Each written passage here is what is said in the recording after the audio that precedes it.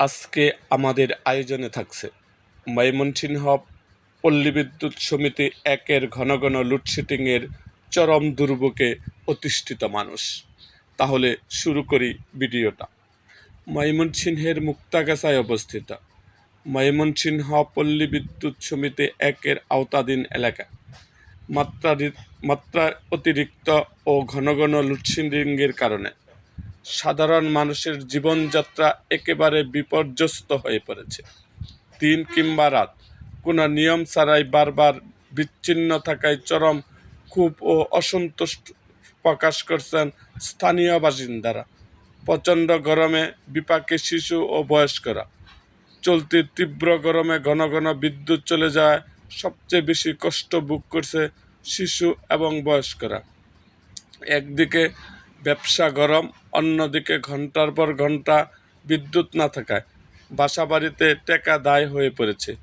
গরমে অনেক শিশু ও বৃদ্ধ অসুস্থ হয়ে পড়ছেন বলেও খবর পাওয়া যাচ্ছে।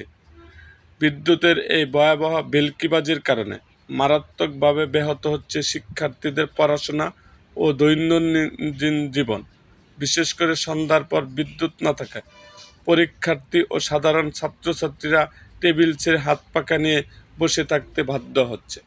পাশাপাশি স্থানীয় ব্যবসা বাণিজ্য, ক্ষুদ্র উদ্যোক্তা এবং অনলাইন ভিত্তিক বিভিন্ন কার্যক্রমের উপর বড় ধরনের নেতিবাচক প্রভাব পড়ছে।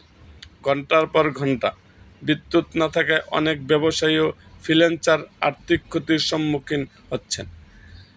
এলাকাবাসীর দাবি, ভুক্তভোগী এলাকাবাসীর স্পষ্ট দাবি, কোনো অজুহাত না দেখে দ্রুত অবিলম্বে এই এলাকায় নিরবিচ্ছিন্ন বিদ্যুৎ সরবরাহ নিশ্চিত করতে হবে। এই তীব্র সংকট থেকে মুক্তি পেতে তারা ময়মনসিংহ পল্লী বিদ্যুৎ সমিতি এর ঊর্ধ্বতন কর্তৃপক্ষের আশু ও হস্তক্ষেপ কামনা করছেন। এরকম আরও ভিডিও পেতে এবং রাজনৈতিক অঙ্গনের নানা ঘটনা ও ইতিহাস জানতে আমাদের মুক্তাগাছার ইতিহাস মিডিয়া ইউটিউব চ্যানেলটিকে সাবস্ক্রাইব করুন এবং পাশে থাকা বেল আইকনটি বাজিয়ে দিন।